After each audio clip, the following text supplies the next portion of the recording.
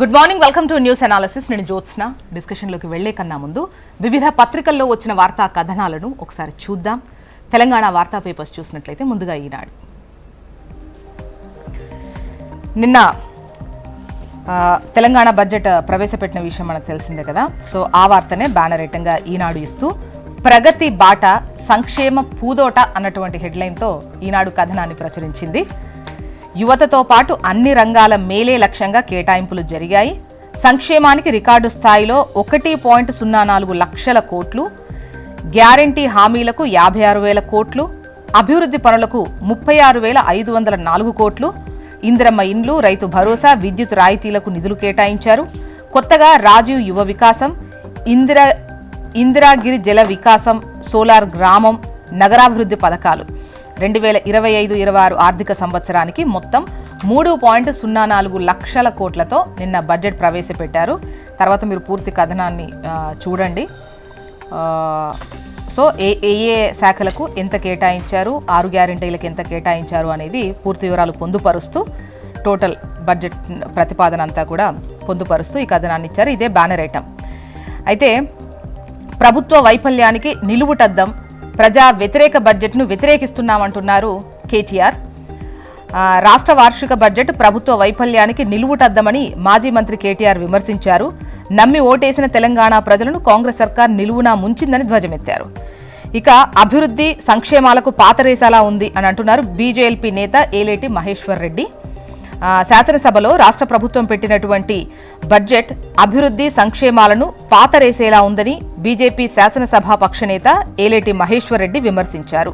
ఈ అప్పుల బడ్జెట్ రాష్ట్రాన్ని దివాలా తీయించేలా, హామీలను ఎగ్గొట్టేలా ఉంది అని చెప్పేసేసి ఆయన ధ్వజమెత్తినటువంటి విషయాన్ని కూడా ఇక్కడ ప్రస్తావించారు. మొత్తానికి ఈనాడు ఫ్రంట్ పేజ్లో టోటల్గా బడ్జెట్కు సంబంధించి, అదేవిధంగా ప్రతిపక్షాల విమర్శలు బడ్జెట్ పైన ఏ విధంగా ఉన్నాయంటూ వార్తను హైలైట్ చేస్తూ కథనాన్ని ఇచ్చారు. ఇక ఆంధ్రజ్యోతి చూద్దాం. ఇక్కడ కూడా మనకు బ్యానర్ ఐటంగా బడ్జెట్కు సంబంధించిందే ఇస్తూ హామీలకు గ్యారంటీ అంటూ ఆంధ్రజ్యోతి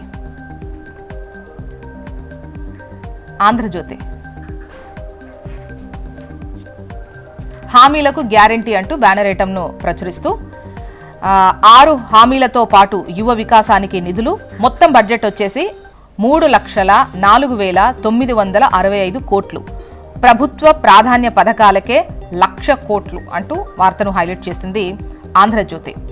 బడ్జెట్లో కేటాయింపులు ఏ విధంగా ఉన్నాయి అంటే వ్యవసాయానికి, నీటిపారుదల శాఖకు, పంచాయతీరాజ్ శాఖకు, పురపాలక శాఖకు, వైద్యం, ఆరోగ్యం అండ్ విద్యకు వివిధ శాఖల కేటాయింపులకు సంబంధించి ప్రస్తావిస్తూ ఓవరాల్గా బ్యానర్ ఐటమ్ ఇదే ఇక్కడ.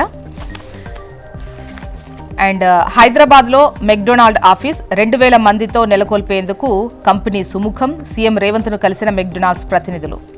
వర్గీకరణ ఎవరికీ వ్యతిరేకం కాదు, మాదిగలకు జరిగిన అన్యాయాన్ని సరిదిద్దే యత్నం, ఉద్దండులైన న్యాయవాదులతో కోర్టును మెప్పించాం, న్యాయపరమైన చిక్కులు రాకుండా బిల్లు పెట్టి ఆమోదించాం, రాహుల్ పట్టుదల వల్లే సాధ్యమైంది, 10 లక్షల మందితో సభ జరిపి కృతజ్ఞత చెప్పండి, ఆ ఊపుతో మరో 4 రాష్ట్రాల్లో అమలు చేయిస్తారు, మందకృష్ణ నాకు మంచి మిత్రుడే, భిన్నాభిప్రాయాలు లేవు, కానీ మోదీ, కిషన్ రెడ్డినే ఆయన నమ్ముతున్నారు, అవకాశాన్ని అందిపుచ్చుకోండి, అండగా నిలవండి, మాదిగా ఉపకులాల సంఘాల నేతలతో సీఎం.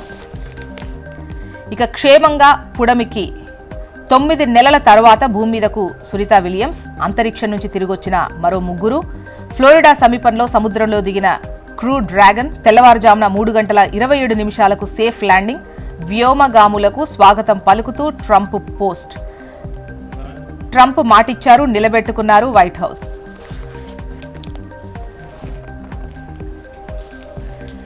నెక్స్ట్ నమస్తే తెలంగాణ చూద్దాం.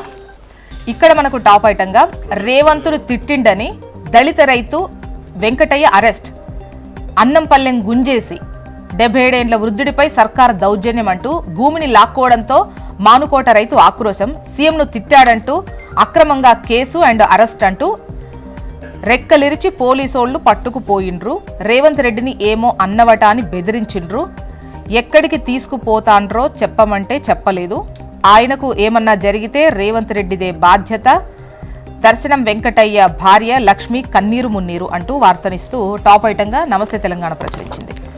రసమై ఇంటిపై దాడికి యత్నం, మానుకొండూరు కాంగ్రెస్ శ్రేణుల దౌర్జన్యం అంటూ వార్తనిచ్చారు. పేదలపైనే మీ ప్రతాపమా, పెద్దల సంగతి ఏంటి అంటూ ఈ పేదల ఇండ్లు కూల్చి చెరువుల రక్షణ, సంపన్నులకు ప్రత్యేక చట్టం ఉందా, వారి అతిక్రమణలపై ఉపేక్ష ఎందుకు, హైడ్రాపై మరోసారి హైకోర్టు ఆగ్రహం అంటూ కథనాన్నిచ్చారు. నెక్స్ట్ ఏపీ వార్తా విశేషాల్లోకి వెళ్దాం.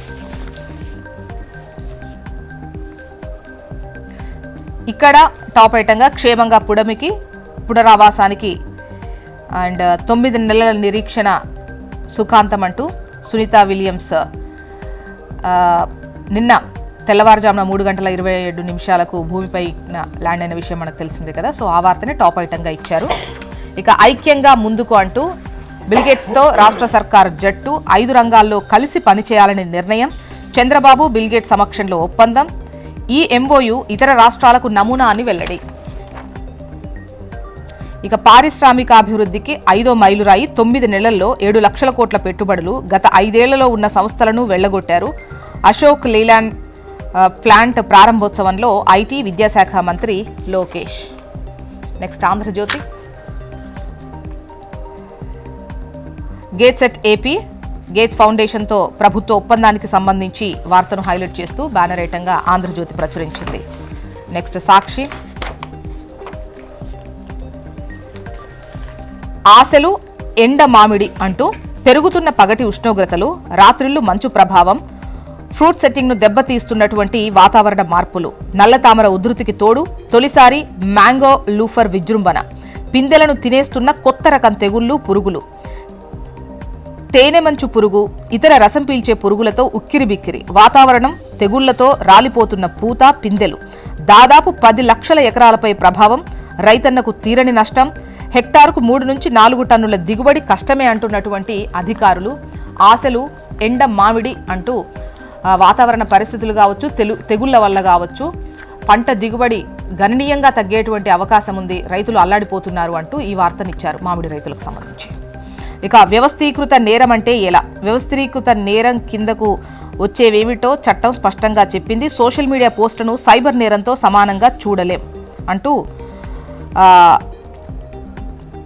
హైకోర్టు చేసినటువంటి వ్యాఖ్యలను ఇక్కడ హైలైట్ చేస్తూ కథనాన్ని ఇచ్చారు. ఈ సోషల్ మీడియా పోస్టులు వ్యవస్థీకృత నేరం అంటే ఎలా అని క్వశ్చన్ చేసినటువంటి విషయాన్ని ఇక్కడ హైలైట్ చేస్తూ అదే లైన్తో వార్తనిచ్చారు.